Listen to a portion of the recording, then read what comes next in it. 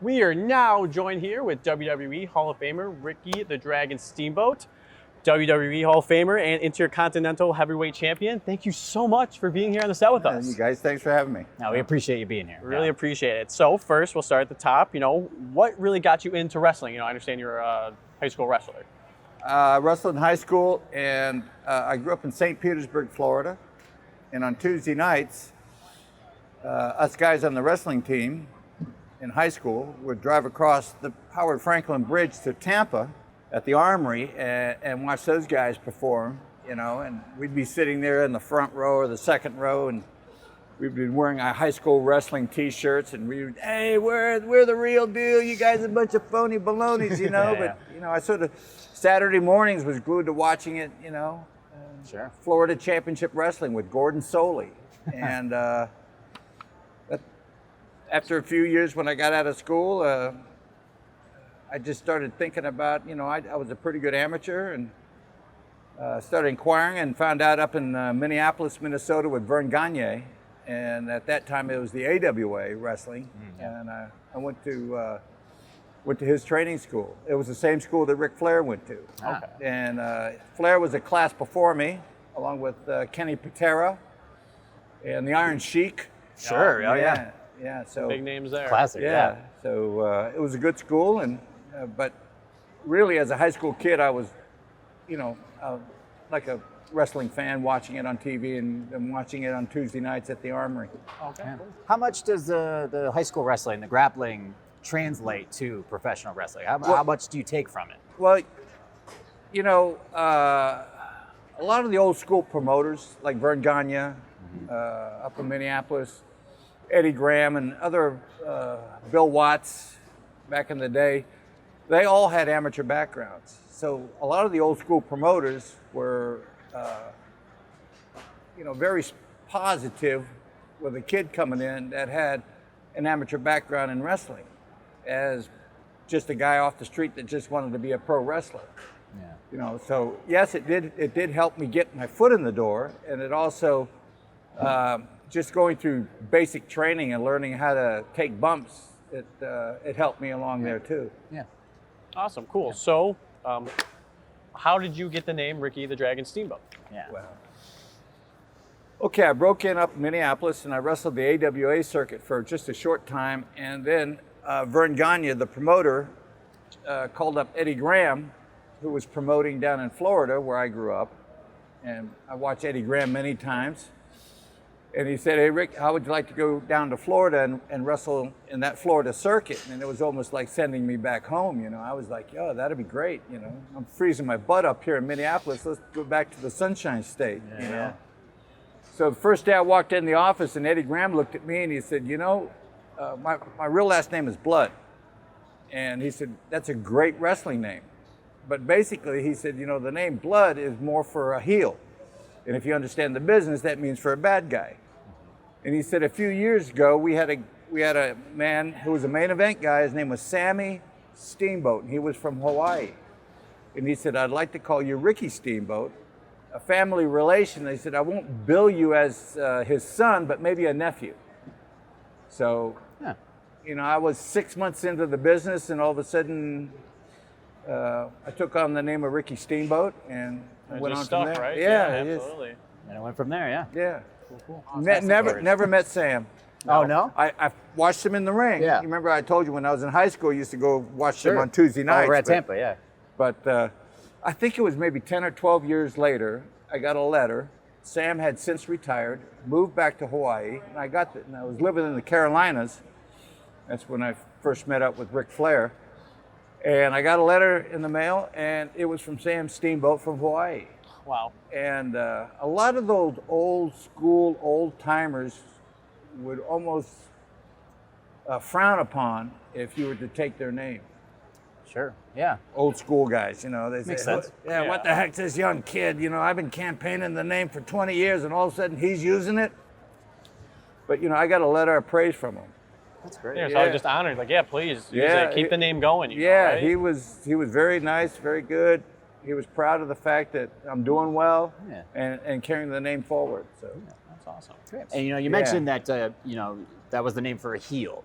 but you went Yeah. in as a face. So you went in right away pretty much as a face. Why was it decided that you were going to be a good guy, you'd be a baby face? Well, you know, when I started in the business in the mid-'70s, 99% of wrestlers that were breaking into the business started off as a face, baby face.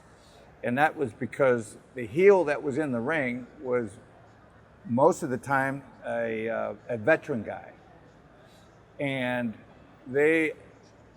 back at that time, the heel was the one that called the match. Yeah. So you had to have an experienced guy leading a rookie, and most rookies started off as baby faces. Now, once you got good, if you wanted to turn heel, because then that meant you had the responsibility of leading the match, you know, but most guys started off as faces, and then once they got good, they would turn heel, and that would lead them to lead the match. But Interesting.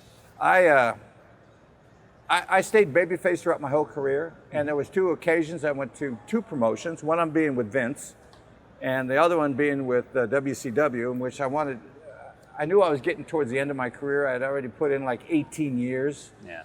And I said, you know, I've never had a chance to work as a heel, and I would like to.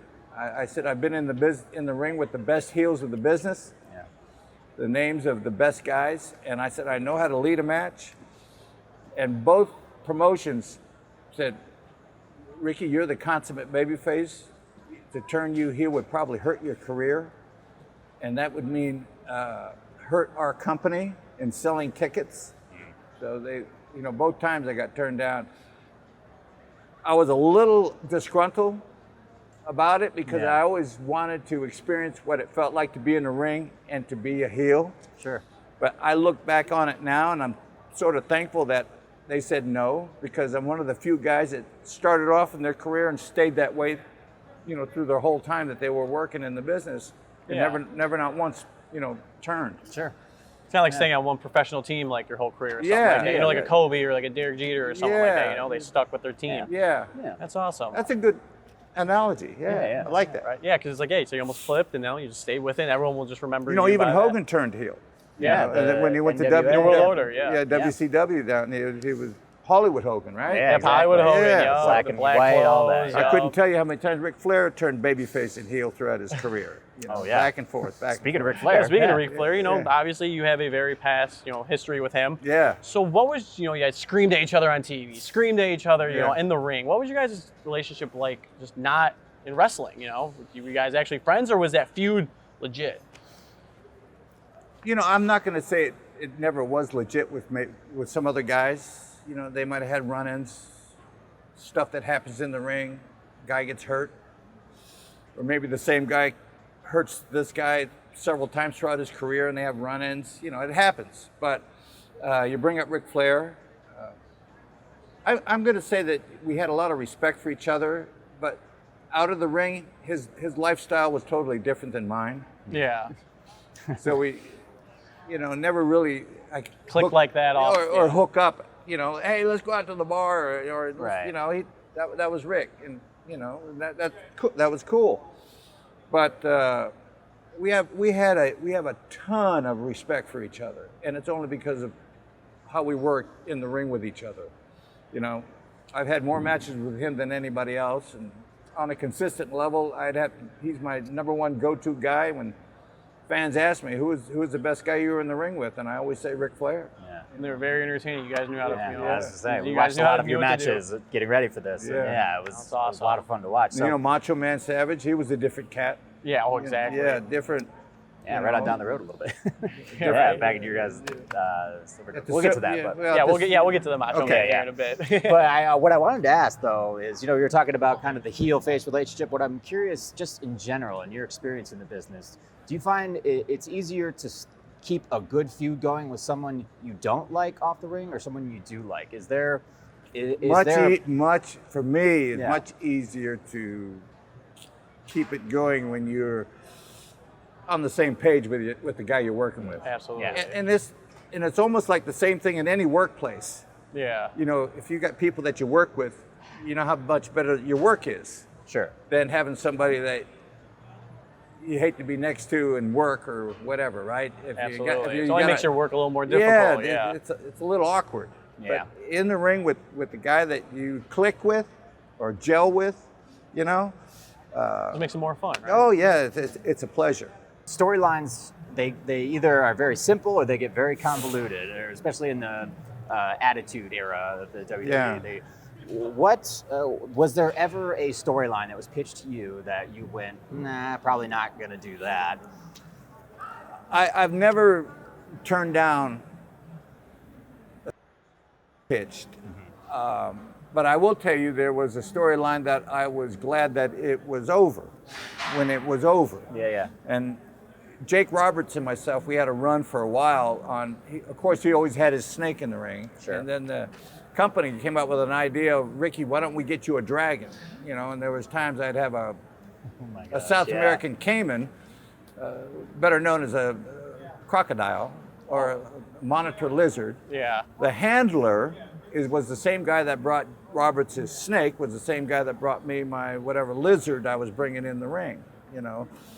And I was so happy that when Jake and I had our very last match, what they call the blow-off match, I think it was on the USA Network back in the day, and that angle was over because then I didn't have to worry about that lizard. Yeah, no more. Yeah, Yeah, I snake just- first the dragon. Yeah, Yeah. whole angle. Yeah. I mean, on paper it sounded great. You know, Ricky the Dragon, you got a dragon, right? Yeah. Jake the Snake, he's got a snake, you know. And then it ended up, our blow-off matches, I had my dragon in my corner and he had his snake in his corner, you know, type of thing. Wasn't there a point where you guys threw each other, like he threw the snake at you or something to that effect? I feel like I remember watching that. It was. There was a toss. There was, Yeah. there was a point to which he went to his corner and got his snake out of the bag. I went to my corner and got my lizard, whatever, the crocodile out, and we clashed in the middle of the ring. And his snake went flying. That's right. You know? Yeah. So I'm kind of just piggybacking off of his story idea. What's like the craziest story that they pitched you that never actually really happened? You know, where they told you? Didn't have any crazy stuff. Nothing like no, that, I no? was, you know, all the promotions that I've dealt with over my career knew that I was pretty much just a straight up type of guy that you couldn't approach me with an angle that was Too ridiculous yeah, or too just, you know, it might fit this other guy's character, Yeah. but I was more pretty serious type of guy. Yeah. You're a team player. Yeah. Team player, that's good.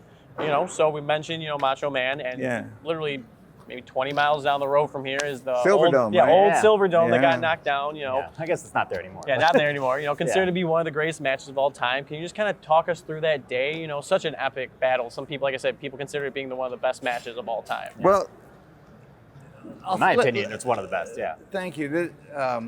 You know, here it is 30 plus years later, and I still get one of the most popular questions I get from wrestling fans. And they always bring up that match. Yeah.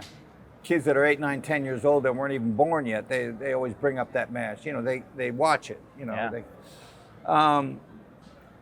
you know, starting back at the angle, 86 in December when he came off the top rope he went and got the announcer's bell, Yep. and he came out and we started that angle that way. And generally, when you have a big pay-per-view that was coming up, you would have what they call tune-up matches. So what you do, you meet your opponent maybe a month prior to the big pay-per-view, and you have some matches and iron out things so that you have everything in place for the pay-per-view, right? Well, we didn't have that luxury. Vince said, no, Ricky, he said, you're going to make your debut day of WrestleMania 3. No tune-up matches? I mean, what a way to go, you know, right? here it is. It's Hop almost, into the deep end, yeah. almost 3 months later, from the time we did the angle in December to now, we're doing the pay-per-view. So I had to hook up with Savage, and we had to start putting some stuff, some ideas together. And he's a very strict stickler on way of doing things. Okay. You know, very on spot. You know what I mean?